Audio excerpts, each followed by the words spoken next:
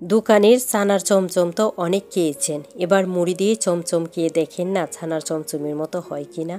আসসালামু আলাইকুম এভরিওয়ান, কেমন আছেন সবাই? আশা করি সবাই ভালো আছেন। আমিও আলহামদুলিল্লাহ ভালো আছি।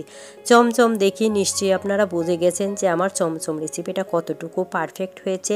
আশা করি পুরো ভিডিওটা যদি দেখেন এবং আমার মতো করে এভাবে ট্রাই করেন তাহলে দেখবেন আমার মতোই করে এত সুন্দর লোভনীয় একটা চমচম আপনিও বাসায় বানিয়ে নিতে পারবেন ইনশাআল্লাহ, আশা করি।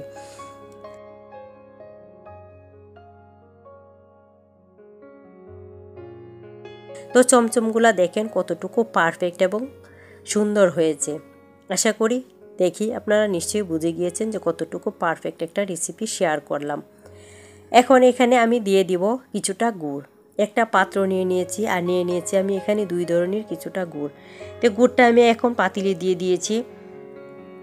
আর এখন আমি একটা গ্লাস দিয়ে এখানে 1 গ্লাসের প্রায় 3 ভাগ পানি দিয়ে দিয়েছি। মোটামুটি আমি অল্প একটু পানি দিয়ে কিন্তু গুড়টাকে গলিয়ে নেব। বেশি পানি দেওয়ার দরকার নেই, তাহলে কিন্তু বেশি জাল করতে হবে। শুধুমাত্র একটু পানি দিয়ে কিন্তু গুড়টা জাল করে নেবেন। যতটুকু পরিমাণ গুড়টা গলতে পানি লাগে ঠিক সেই পরিমাণ পানি দিলেই হবে। বেশি দিলে এটাকে আবার বেশি জাল দিয়ে ঘন করে নিতে হবে, সেক্ষেত্রে কিন্তু আবার সময়টাও বেশি লাগবে। তো এখন আমার গুড়টা ঘন হয়ে গেছে। এটা যখন দেখবেন যে একেবারে এক তারের মতো সৃষ্টি হয়ে যাচ্ছে, তখনই আপনারা মুড়িটা দিয়ে দিতে পারেন। যারা নাড়ু বানাতে জানেন তারা অবশ্যই কাজটা সহজেই করে নিতে পারবেন। তো আমরা যেভাবে নাড়ু বানাই ঠিক আমি এমনভাবে এটাকে মুড়িটাকে গুড়ের সঙ্গে মিশিয়ে নেব। এখানে আমি শিরাটা যে পরিমাণ করেছি সেই পরিমাণ অনুযায়ী এখানে আমি অল্প অল্প করে মুড়ি মিক্স করে নেব। অবশ্যই মুড়িটা অল্প অল্প করে মিক্স করে নেবেন, তাহলে দেখবেন যে শিরাটা ভালোভাবে মুড়ির সঙ্গে লেগে যাবে। আর না লাগলেও সমস্যা নেই, কারণ যেহেতু এটা আমি পরবর্তীতে পাউডার করে নেব, তো সেক্ষেত্রে কিন্তু না বাঁধলেও সমস্যা হবে না। এখন এখানে আমি আরও কিছুটা মুড়ি দিয়ে দিব। তো এখনও কিছুটা কিন্তু মুড়ি দেওয়া যাবে, যেহেতু শিরাটা এখনও অনেকটা দেখা যাচ্ছে যে ভিজা ভিজা, তাই আমি এখানে আরও কিছুটা মুড়ি দিয়ে দিয়েছি। এখন আমি এটা মিক্স করার পর চুলাটা বন্ধ করে দিব। তো আমি আরও কিছু মুড়ি এখানে দিয়ে দিয়েছি, আর এখন নেড়ে চেড়ে চুলাটা আমি বন্ধ করে দিব। এরপর মুড়িটা একটু ঠান্ডা করে নেব।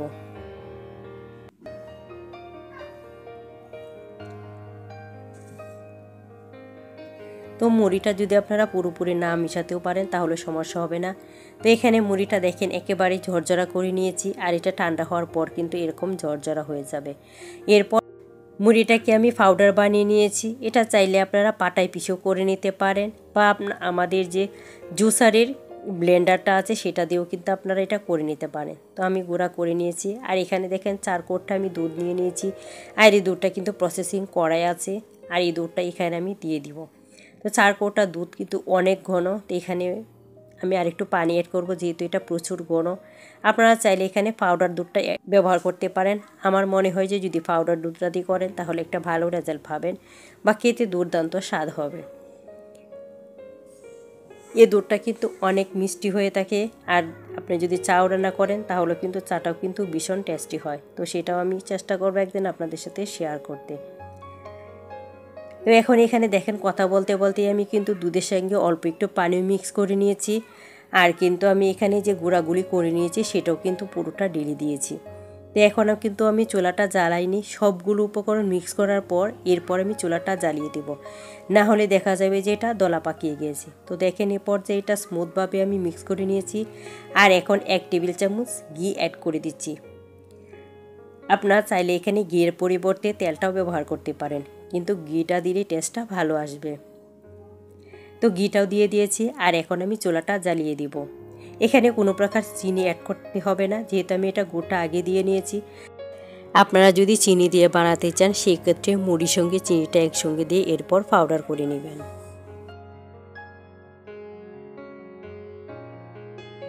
আর যদি গুড় দেন তাহলে এভাবে মিক্স করে নেবেন। তো এখন দেখেন আমি এটা একেবারেই কিন্তু জাল দেওয়ার পর শুকিয়ে নিয়েছি, আর এ পর্যায়ে আমি একটু লবণ অ্যাড করে দিচ্ছি, কারণ গুড়ে যেহেতু প্রচুর পরিমাণে লবণ থাকে, তাই লবণটা টেস্ট করার পর আমি একটু লবণ দিয়ে দিয়েছি, যাতে করে টেস্টটা ভালো আসে। চিনি দিলে তো লবণটা আগেই ব্যবহার করে নেবেন, এতে করে কিন্তু টেস্টটা ভালো আসবে। আর কথা বলতে বলতে কিন্তু আমি এটাকে জাল করে শুকিয়ে নিয়েছি।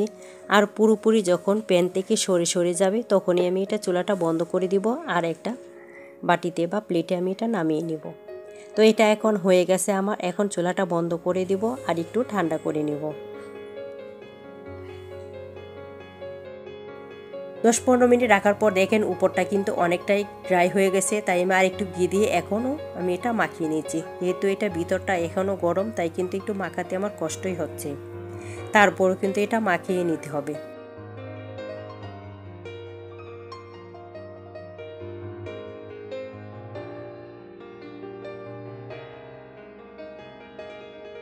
আমি এটাকে মাখিয়ে নিয়েছি পুরোপুরিভাবে। আর এখন আমি হাতটা ধুয়ে আবারও একটু হাতে ঘি লাগিয়ে নেব, যাতে করে আমার মিষ্টিগুলো বানাতে সহজ হয়। তো এখন আমি এখানে আরেকটু ঘি লাগিয়ে নিয়েছি আর একটা চামচ নিয়ে নিয়েছি। এটা দিয়ে আমি মেপে মেপে মিষ্টিগুলো বানাবো, এতে করে আমার মিষ্টিগুলো সাইজ প্রত্যেকটা সমান হবে। যারা কখনো মুড়ি দিয়ে এভাবে মিষ্টি খান নাই, আশা করি বাসায় এভাবে একবার ট্রাই করবেন আর খেয়ে দেখবেন যে কতটুকু টেস্টি হয়।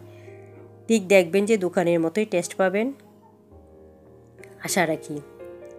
তো দেখেন মিষ্টিগুলো আমি বানিয়ে নিচ্ছি। আর মিষ্টিগুলি কিন্তু একটু চেপে চেপে ভালো করে বানিয়ে নিতে হবে।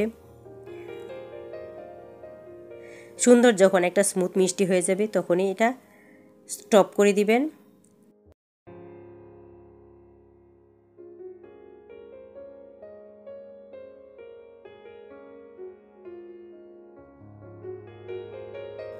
যতক্ষণ না পর্যন্ত একটা স্মুথ মিষ্টি না হয় সে পর্যন্তই কিন্তু বারবার ভেঙে ভেঙে এটা স্মুথ করে নেবেন। আর যদি ভালোভাবে স্মুথ না করতে পারেন সেক্ষেত্রেও কিন্তু সমস্যা হবে না, যেহেতু পরবর্তীতে এটা আমি মাওয়ায় গড়াবো। তাও যদি একটু স্মুথ না হয় সমস্যা হবে না।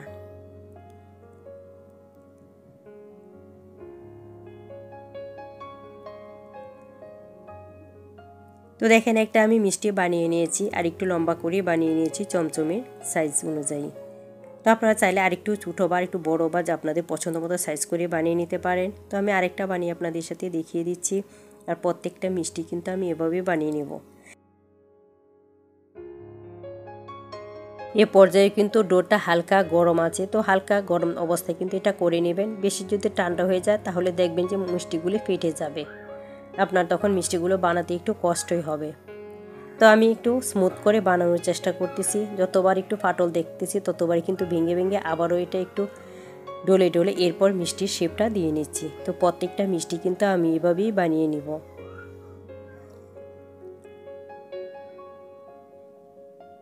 তো আমার দুটা মিষ্টি বানিয়ে নিয়েছি আর এখন দেখেন সবগুলো মিষ্টি আমি অফ ক্যামেরায় বানিয়ে নিলাম। আর এখন একটু আমি এখানে মাওয়া নিয়ে নিয়েছি আর এই মাওয়াতেই কিন্তু আমি মিষ্টিগুলো গড়িয়ে নেব। চাইলে কিন্তু মাওয়াটা আপনারা ঘরেও বানিয়ে নিতে পারেন। সেটা একটু ঘিয়ের সাথে দুধ দিয়ে ভালো করে ডলে ডলে এরপর মাওয়াটা করে নেবেন।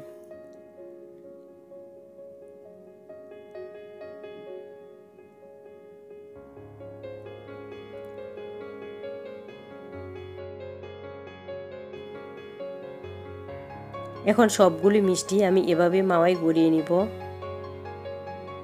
এই মিষ্টিটা কিন্তু আপনারা নর্মাল ফ্রিজে অনেক দিন রেখে এরপর সংরক্ষণ করে খেতে পারবেন। আর যখনই ইচ্ছা হবে তখনই কিন্তু বের করে এটা খেয়ে নেবেন। অতিথি আপ্যায়নে বা বাচ্চাদের টিফিনে এটা দিয়ে দিতে পারেন, তারা কিন্তু অনেক মজা করে খেয়ে নেবে। চাইলে আপনারা এটা রুটি বা পরোটার সাথেও কিন্তু খেতে পারেন।